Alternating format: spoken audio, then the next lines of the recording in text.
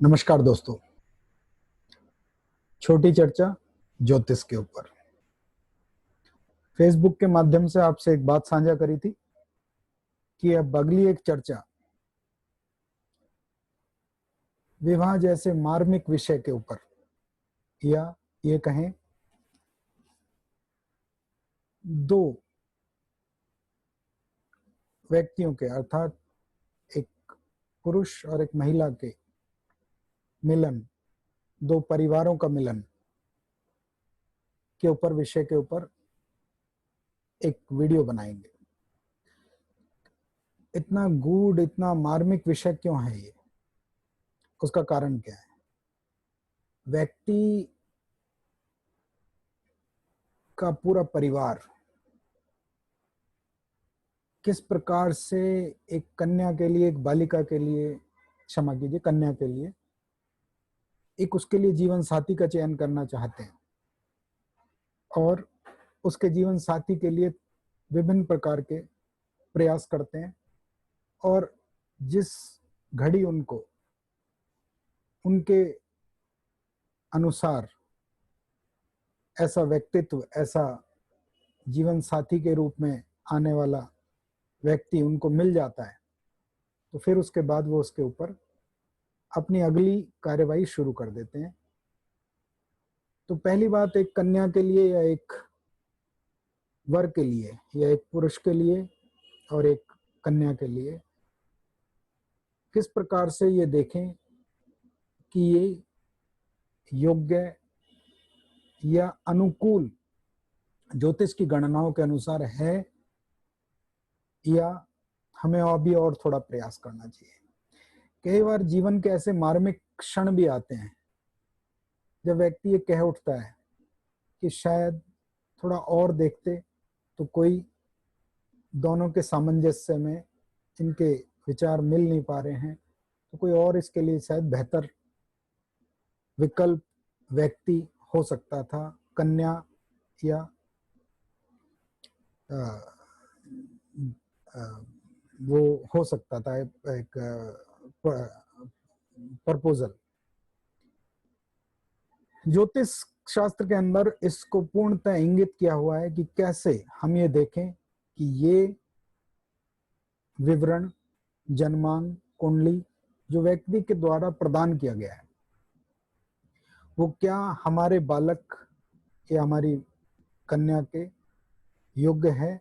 योग्य अर्थात ज्योतिषीय रूप में योग्य तो सब है अपने अपने तरीके से, किंतु क्या वो मैक्सिमम सूटेबिलिटी, अत्यधिक एक दूसरे के लिए मिलन, उसमें नजदीक आता है या नहीं आता है। हमारे उत्तर भारत और दक्षिण भारत के अंदर एक जगह 10 कूट मिलान और एक जगह अष्टकूट मिलान का विवरण आता है।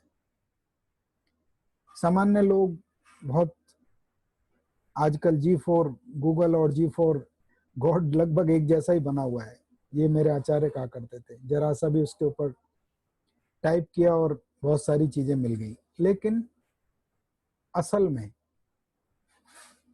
वो ज्ञान जो नेट अर्थात इसके ऊपर मिल रहा है, वो एक पुस्तकीय ज्ञान है। व्यवहारिकता से लोगों से मिलना और लोगों को देखना, ये बिल्कुल ही अलग विषय है। अगर अष्टकूट मिलान मनीषियों ने, ऋषियों ने लिखा है, तो उसका कोई ना कोई तो बहुत ही बड़ा महत्व है। हर कूट उसका 10 कूट में चले जाएं या अष्टकूट में चले जाएं, हर कूट अपने आप के अंदर उसमें बहुत ही महत्वपूर्ण है। एक से दूसरे क्या संतुष्टियां किस प्रकार रहेंगी, एक से दूसरे का धन किस प्रकार रहेगा। कई बार ये देखा गया है कि व्यक्ति खुद ही सहज ये कहता है कि मेरी तरक्की मेरे विवाह के उपरांत कई गुना बढ़ी, और कई बार ये भी सुनने को मिला है कि मेरा जब विवाह हुआ तो मुझे थोड़ा सा ज्यादा संघर्षों का सामना करना पड़ा। तो क्या इसके पीछे केवल विवाह ही जिम्मेदार है या और भी कई कारण है? देखिए, दशाएं, अंतरदशाएं, व्यक्ति के खुद के जन्मांक के अंदर ऐसे योग जो उसको मिलेंगे, वो सब इसके अंदर जिम्मेदार हैं। किंतु कई बार ये देखा गया है कि आपके संभावित जो जन्मांग आपके लिए मिला है वो आपको कितना सहायता प्रदान कर रहा है जीवन में आगे बढ़ने में, संतान उत्पत्ति करने में, परिवार को आगे बढ़ाने में, और किस प्रकार से उसको आम व्यक्ति भी पहचान ले, देख ले। ये अष्टकूट मिलान कोई एक सॉफ्टवेयर का हिस्सा नहीं है कि उसे हमने देखा और एक तरफ रख दिया, 20 गुण मिल गए, 28 मिल गए, 32 मिल गए, या जो है उसका मार्मिक विश्लेषण करना एक बहुत ही आवश्यक जीवन के महत्वपूर्ण निर्णय के लिए सामने आता है।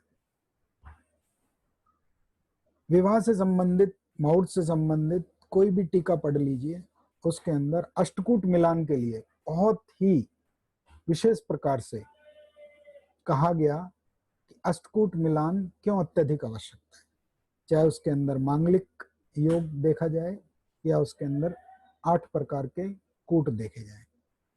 दक्षिण भारत में 10 कूट भी देखा गया है। इसी विषय के ऊपर एक आपसे बातचीत करने का एक विचार बना, और इसके साथ साथ इसके संभावित उपचार या इसका जो रेमेडीज जिसको आम भाषा में आप लोग कहते हैं, तो वो भी कैसे करी जाएं। मैं तो उसको परिहार समझता हूं कि वो कैसे किए जाएं जिससे कि कम से कम कुछ जीवन में सुखदता प्राप्त हो सके। इसके लिए मैं एक स्क्रीन साझा करूंगा और ये श्रृंखला 3 खंडों में बनेगी। आज इसका हम पहला खंड आरंभ करते हैं स्क्रीन शेयर करके।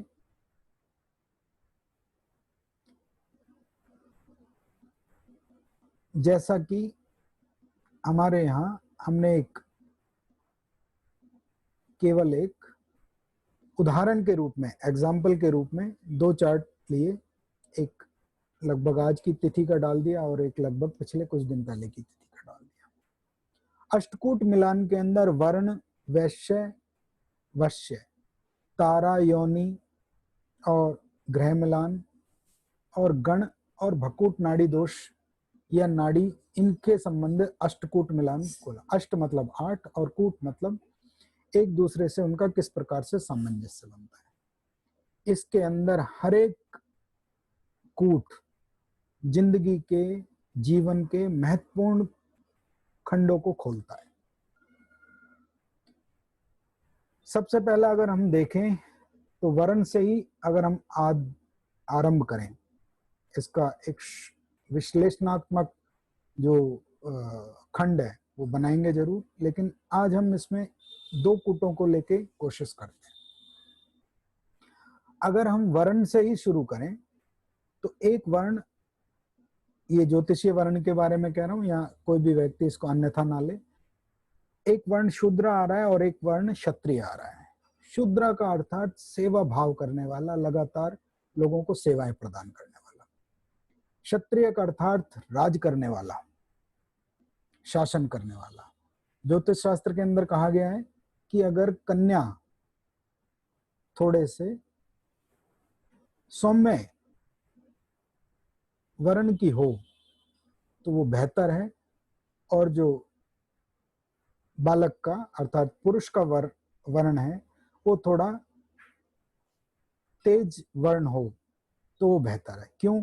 समाज के अंदर उद्योग करना, उद्योग करके घर बसाना, बड़े कार्य करना, ये मुख्यतः एक जो है दोनों के सामंजस्य से चलता है। तो जिस समय ज्योतिष बना गया था उस समय ये कहा गया कि जो वर का वर्ण है वो थोड़ा एक उग्र वर्ण या थोड़ा तेज वर्ण होना चाहिए, किंतु यहाँ पे अगर हम देखें तो जो वर का वर्ण है वो शूद्र है।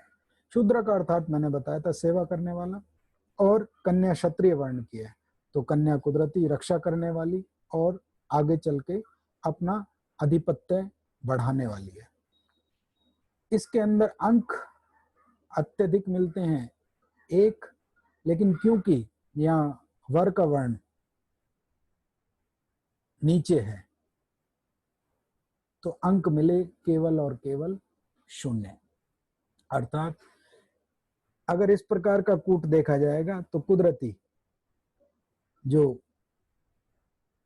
एरिया ऑफ लाइफ बताया गया इसके अंदर, वो कुदरती ये बताता है कि इनके जीवन के अंदर जो पुरुष है वो ज्यादा से ज्यादा मेहनत ही करता रहेगा।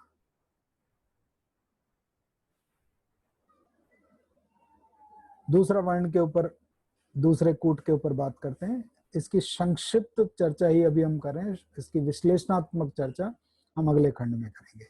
और अगर कुछ लोगों के पास अपने और अपने जीवन साथी के जन्मांग हों तो उसमें आप देखेंगे तो आपको पता भी लगेगा, और इसी से ही आपको परिहार, रेमेडीज, उपाय भी आपको मिल जाएंगे कि भाई अगर मेरा जीवन साथी मुझसे थोड़ा निम्न है या मुझसे थोड़ा तेज है तो मैं कैसे सामंजस्य बिठाऊं। ये जिंदगी, ये जीवन एक दूसरे से सामंजस्य बिठाने का है। दूसरा इसके अंदर आता है हमारा वश्य। वश्य का अर्थ ही ज्योतिष शास्त्र के अंदर, मुहूर्त शास्त्र या अष्टकूट मिलान के अंदर एक से दूसरा व्यक्ति किस प्रकार से उसकी इच्छाओं पे, उसके ऊपर किस प्रकार से अपना कंट्रोल या एक दूसरे के अंदर सामंजस्य बिठाने के लिए बड़प्पन रहेगा। देखिए मैं फिर दोबारा कह रहा हूँ क्षमा के साथ, जिस समय ज्योतिष शास्त्र लिखा गया ये एक प्रकार से उस समय वर को काफी हद तक वरीयता दी गई है इसके अंदर। तो कोई भी इसमें ऐसा समझे कि भाई ये पुरुष प्रधान की तरीके से इसको बनाया जा रहा है, ये शास्त्र है, मैं इसमें ना जोड़ सकता हूँ ना कम कर सकता हूँ। हाँ, इसके लिए जो परिहार हैं उनके संबंधित उपाय जो बन जाएंगे वो जरूर बताएंगे। वश्य का अर्थार्थ है एक से दूसरे के ऊपर कौन थोड़ा सा अपर हैंड रहेगा, ऊपर हाथ रहेगा। वश्य के अंदर जो जातियां या जो विभिन्न प्रकार बताए हैं, यहाँ पे अगर वर को देखें तो ये मानव इसकी श्रेणी है और कन्या कुदरती चतुष्पद है। शास्त्रीय कहता है कि अगर वर का वर्ण उत्तम हो तो यहाँ पे तो कुदरती उत्तम तो है लेकिन मध्य उत्तम है ये, अर्थात मानव सामंजस्य बिठाने के लिए बोला गया है और चतुष्पद मेहनत करने के लिए। यहाँ पे अष्टकूट मिलान के अंदर दूसरा जो खंड आया वो कहता है कि जो कन्या है वो अत्यधिक मेहनत में रहेगी और जो वर है वो थोड़ा सौम्य प्रभाव करेगा। आखिर में अंत में गुण मिलान कुल मिला के देखे जाएंगे तो निष्कर्ष निकलेगा। तो यहाँ पे जो दूसरा गुण मिलान है उन्होंने कहा कि ये डोमिनेंसी के बारे में बताया गया है। तो व्यक्ति का जो जीवन खंड रहेगा वो कुदरती कन्या बालिका उस घर के अंदर अत्यधिक मेहनत करके क्षमा कीजिए अपना प्रभाव जमा लेगी। ये अच्छा ही है, कोई भी बिटिया, कोई भी कन्या अगर मेहनत करके दूसरे परिवार में अपना एक नाम और अपना सामंजस्य सभी लोगों में बैठा लेती है तो इससे बेहतर कुछ हो नहीं सकता। आज हमने दो कूटों के बारे में एक छोटी सी चर्चा आरंभ करी। अभी हमने छोटी इसलिए बोला क्योंकि इसको हम विस्तृत रूप में आपके सुझावों से और आपने इसको जीवन में किस प्रकार से देखा, मैं उसमें ईमेल एड्रेस जरूर दूंगा तो आप उस पर मुझे साझा करेंगे कि वाकई जीवन के अंदर अष्टकूट मिलान कितना महत्वपूर्ण मिलान के रूप में काम करता है, इसके क्या परिणाम हमें जीवन में देखने को मिले। संक्रमण काल धीरे धीरे बीत रहा है, इससे अगली श्रेणी, एक बार ये विवाह के अष्टकूट मिलान की श्रेणी पूरी हो जाए फिर उसके बाद एस्ट्रोलॉजी के द्वारा, ज्योतिष के द्वारा, ज्ञान के द्वारा धन, वैभव, श्री संपदा किस प्रकार से बना के रखी जाए, बनी हुई है तो बढ़ाई कैसे जाए, अत्यधिक अनजाने में अगर कोई नुकसान चले जा रहे हैं तो उनके ऊपर कैसे नियंत्रण रखा जाए, उसकी श्रृंखला हम बहुत ही जल्दी आरंभ करेंगे। कब आरंभ करेंगे? जब राहु धन संपदा की राशि, वेल्थ की राशि में चले जाएंगे, तो लगभग सितंबर के अंदर ये हम श्रृंखला आरंभ करेंगे। चैनल को सब्सक्राइब कर लेंगे, बेल आइकॉन दबा देंगे, तो जिससे आपको श्रेणी पूरी मिल जाए और उसको आप कैसे लाभ ले सकें। आज के खंड में हमने जो बातचीत करी, बहुत रोचक विषय रहेगा। आज के जीवन में हर व्यक्ति को अष्टलक्ष्मी या सभी प्रकार के धन, उसके अंदर में एक और आपको एक साथ महत्वपूर्ण चर्चा में साझा रखूंगा आपको कि धन और लक्ष्मी, धन और करेंसी, रुपये, इसके अंदर फर्क क्या है। धन कई प्रकार का हो सकता है, लेकिन लक्ष्मी एक अलग शब्द है। लोगों को केवल और केवल ऐसे लगता है एक व्यक्ति धनी हो सकता है, लेकिन ये आवश्यक नहीं है कि वो पैसे वाला हो। एक व्यक्ति पैसे वाला हो सकता है, लेकिन ये आवश्यक नहीं है कि वो धनी हो। इन दोनों के अंदर मार्मिक फर्क क्या है? श्री अर्थात लक्ष्मी से धन उत्पन्न होता है। धन अर्थात 8 प्रकार के जो धन बताए, उससे ऐश्वर्य प्राप्त होता है। ऐश्वर्य के कारण से राज्य प्राप्त होता है। तो श्री जहां से आरंभ होता है उसके ऊपर चर्चा करेंगे, उसका कोड बिंदु कहाँ पे जाके छुपा हुआ है उसको समझने की कोशिश करेंगे। धन्यवाद, छोटी चर्चा में आपने भाग लिया। चैनल को सब्सक्राइब करिए। अभी तो ये अष्टकूट मिलान के ऊपर चर्चा हमारी रहेगी। थोड़ा सा आज इसके अंदर 2 कूटों के ऊपर बात करी, इसका एक विश्लेषणात्मक पूरा का पूरा खंड उदाहरणों के साथ तय करेंगे। आम व्यक्ति भी इसमें इसे देखेंगे तो बहुत लाभ मिलेगा, और जो ज्योतिष के छात्र हैं मेरे जैसे, तो उनको तो बहुत लाभ ही मिलेगा। धन्यवाद, छोटी चर्चा में आपने भाग लिया। खुश रहिए, अपना ध्यान रखिए, संक्रमण से अपने आप को बचा के रखिए। ओम होम जूम से है ओम नमः शिवाय का अपने धर्म, अपने विश्वास के अनुसार पाठ कीजिए, काफी लाभ मिलेगा।